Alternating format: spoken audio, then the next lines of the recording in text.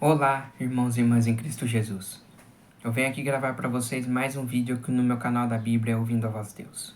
E no vídeo de hoje é a lição da Escola Sabatina de Jovem, Apologética, a verdade em tempos de dúvida. Essa lição vai de janeiro, fevereiro e termina em março de 2026.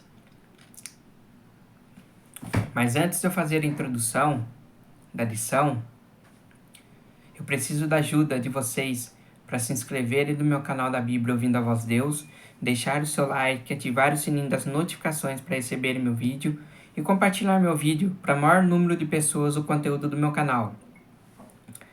Eu vou fazer a introdução e depois nós vamos estudar a lição de número 1, como vocês estão vendo aí.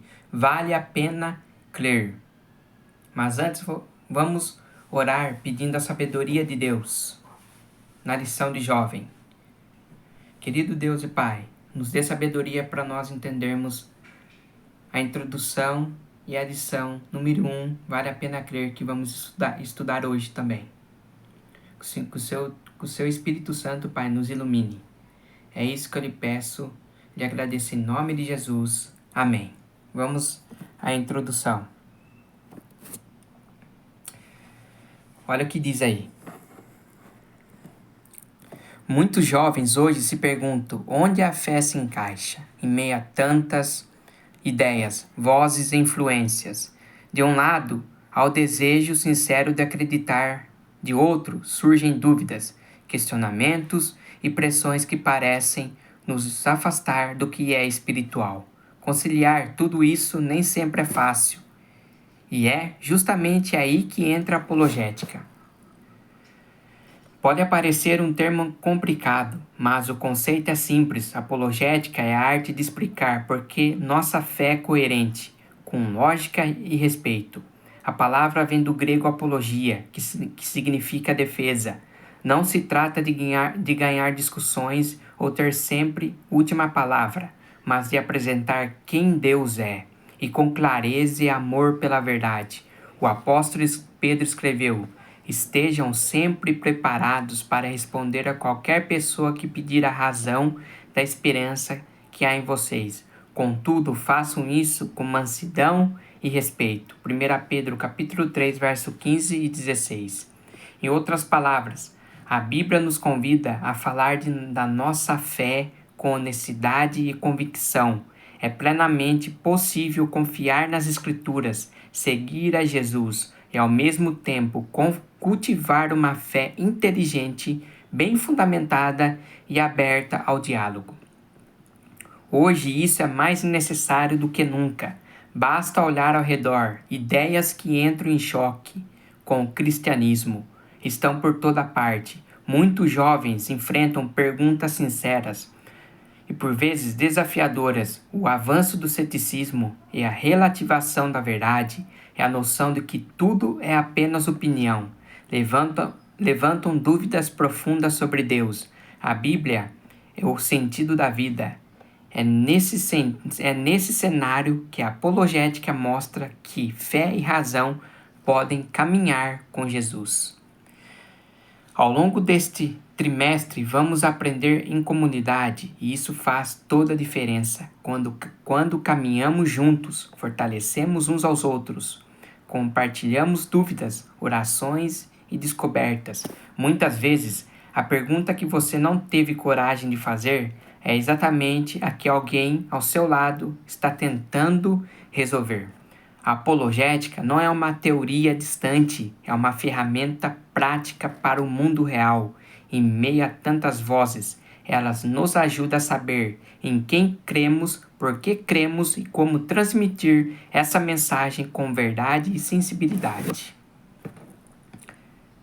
Essa foi a introdução da Escola Sabatina de Jovens. Agora vamos à lição de número 1, vale a pena crer. Aí na lição de domingo,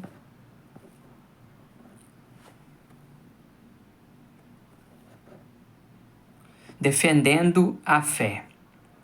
Sabe o que mais me chama a atenção nos céticos? O quê? Eles não são céticos em relação ao ceticismo. Defendendo a fé. Jesus Nem outro nome tem causado tanto impacto no mundo. Em seu nome, nações surgiram, impérios caíram, vidas foram transformadas e outras, infelizmente, destruídas por interpretações distorcidas. Hoje, em praticamente todos os lugares, ele continua despertando reações intensas, positivas e negativas. Mas uma coisa é certa, ninguém passa por Jesus sem ser tocado de alguma forma. É como se o mundo todo estivesse em um grande tribunal. Deus está no centro da discussão e todos, conscientemente ou não, estão avaliando seu caráter, suas ações, suas intenções, e nós somos as testemunhas desse tribunal da história. Somos chamados a depor, somos convidados a contar o que sabemos, o que vivemos, quem Deus é de verdade. É aí que entra a apologética. Essa palavra vem do grego apologia e era usada em tribunais da antiguidade para se referir a uma defesa pública feita diante de acusações. Pedro usou esse termo ao escrever: santifiquem Cristo como Senhor no coração de vocês. Estejam sempre preparados para responder, em grego, apologia, a qualquer pessoa que pedir a razão da esperança que há em vocês. Contudo, faço isso com mansidão e respeito. 1 Pedro 3, versículo 15 e 16. Apologética cristã é o nome que damos ao esforço de apresentar uma boa defesa da fé. Uma defesa que usa com sabedoria a razão, a filosofia, a ciência, as artes e a lógica. Trata-se de responder com inteligência, respeito e profundidade às dúvidas e objeções que surgem contra o cristianismo, mas vai além disso e também mostrar com beleza e clareza que o Evangelho faz sentido, que há boas razões para crer, confiar e seguir a Jesus. Em Isaías 43, 10, o próprio Deus declara: vocês são as minhas testemunhas. Não importa se somos eloquentes, tímidos, experientes ou iniciantes. Deus não diz que devemos nos tornar suas testemunhas. Ele simplesmente afirma que nós já somos a testemunha de Deus. Então nós somos testemunha de Deus aqui nessa terra, de pregar a palavra de Deus às pessoas, de falar de Jesus. Nós somos testemunha de Deus. Deus nos deixou aqui como suas testemunhas para nós levarmos o Evangelho. Agora a pergunta aqui na parte de segunda-feira, respondendo perguntas difíceis. Em 1 Reis 10, verso do 1 ao 13, lemos sobre a rainha de Sabá, que viajou uma longa distância para visitar o rei Salomão. Ela ficou intrigada com a sabedoria dele e principalmente com seu relacionamento com Deus. Essa história nos oferece um retrato poderoso de como podemos compartilhar nossa fé com outras pessoas, especialmente no contexto da apologética. Veja 4 práticas essenciais que podemos aprender com esse assunto, com esse encontro. Primeira prática: construa relacionamentos. A rainha de Sabá decidiu fazer a viagem porque tinha ouvido falar da sabedoria de Salomão e de sua ligação com Deus. A curiosidade dela era sincera. Ao chegar, lhe expôs tudo o que trazia em sua mente. 1 Reis 10, 2. E fez muitas perguntas difíceis. 1 Reis 10, 1. Salomão a recebeu com respeito e abertura, o que nos ensina algo fundamental. Apologética não é sobre provar que estamos certos, mas sobre criar espaço para conversas sinceras.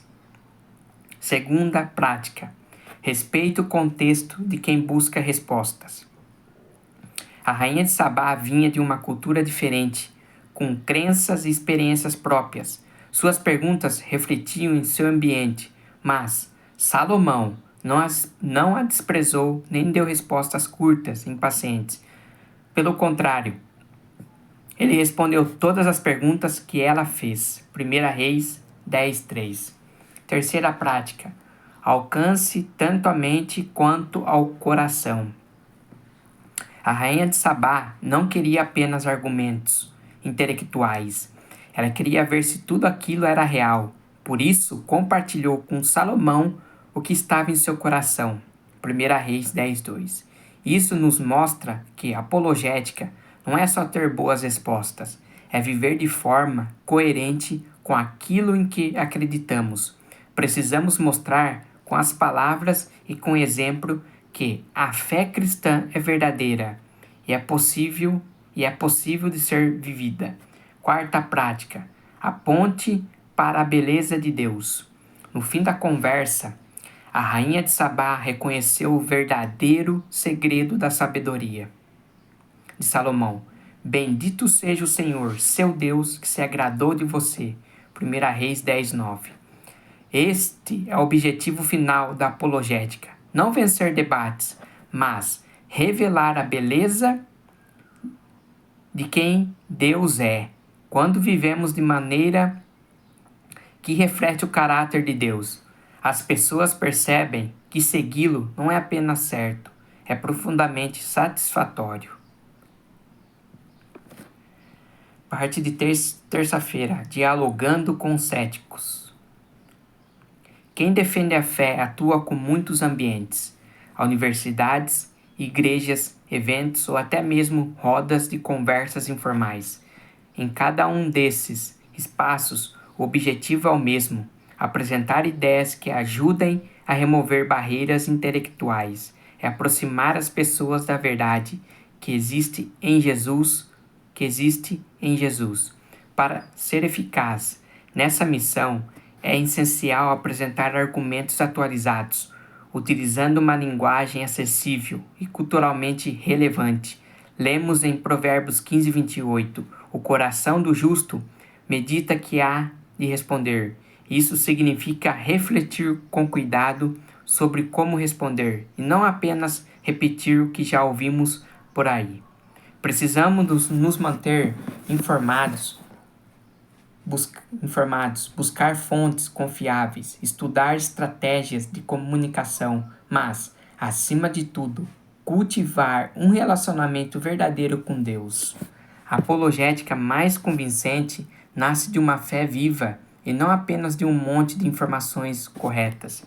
Veja 3 estratégias que nos ajudam a dialogar melhor com quem tem dúvida ou é cético. Primeira, entenda o ponto de partida de quem faz a pergunta. Muitas vezes, por trás de uma dúvida sobre Deus ou sobre a Bíblia, existe uma ideia que a pessoa já acredita antes mesmo de conversar. Essa ideia prévia é chamada de pressuposto. É como o ponto de partida invisível da conversa. Ao identificar ideias escondidas, podemos mostrar que o problema não está na fé cristã em si, mas em como ela está sendo mal compreendida desde o começo da conversa. Segundo, faça perguntas para quem pergunta. Jesus era mestre disso. Em vez de responder tudo de forma direta, ele fazia perguntas que levavam as pessoas a pensar e a enxergar seus próprios erros. Fazer perguntas com empatia é uma forma poderosa de ajudar as pessoas a refletir sem se sentir atacada. Isso mostra respeito e abre espaço para o diálogo. Terceira, enfatize as verdades centrais da Bíblia.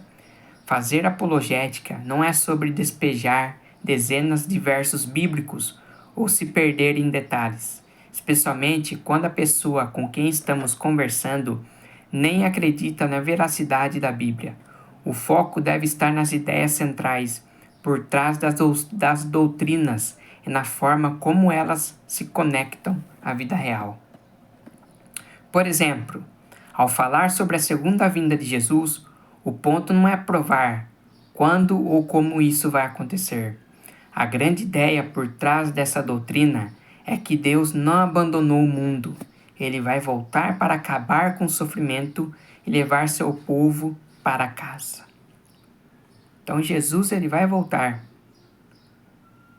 Essa é a ideia, grande ideia por trás dessa doutrina. Jesus ele vai voltar para buscar seu povo, para ir para Jerusalém, a nova Jerusalém celestial, a cidade santa, onde os salvos vão habitar com Jesus. Parte de quarta-feira. Momento hipertexto. No livro A Descoberta de Denis Cruz e Michelson Borges, uma trama envolvente e personagens cativantes trabalham os principais argumentos apologéticos e de defesa da fé.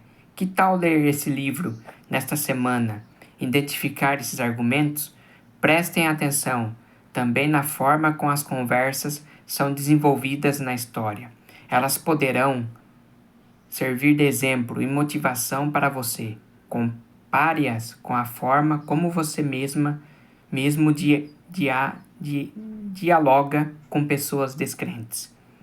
Que princípios os seguintes textos bíblicos podem nos ensinar sobre como dialogar com céticos, responder aos seus argumentos?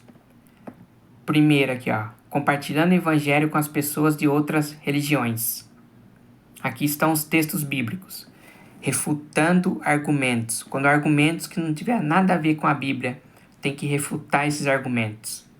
O tom das nossas palavras. Como que nós devemos falar com essas pessoas? Então aqui estão os textos bíblicos para vocês lerem, para ver como vocês respondem, como vocês podem dialogar com céticos e responder aos seus argumentos. Aqui estão os textos bíblicos. Eu não vou ler porque senão meu vídeo vai ficar muito longo.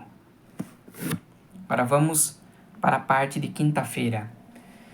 A defesa mais poderosa da fé. A maior defesa da fé sempre foi e sempre será o amor, como afirmou certa vez uma defensora da fé cristã. O mais forte argumento em favor do evangelho é um cristão que sabe amar e é amável.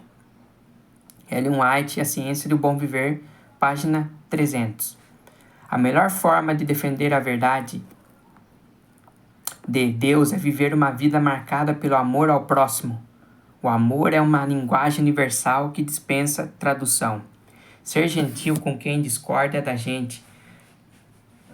Amar de forma perseverante até quem parece impossível de amar. Dar um passo a mais, dividir o que temos, continuar acreditando nas pessoas quando todos já desistiram. Tudo isso comunica muito mais sobre Jesus do que qualquer palestra do melhor filósofo cristão. Talvez por isso Paulo tenha dito: o amor jamais acaba. 1 Coríntios 13:8.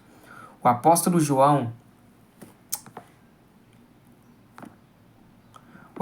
João é quem mais fala sobre o amor em todo o Novo Testamento.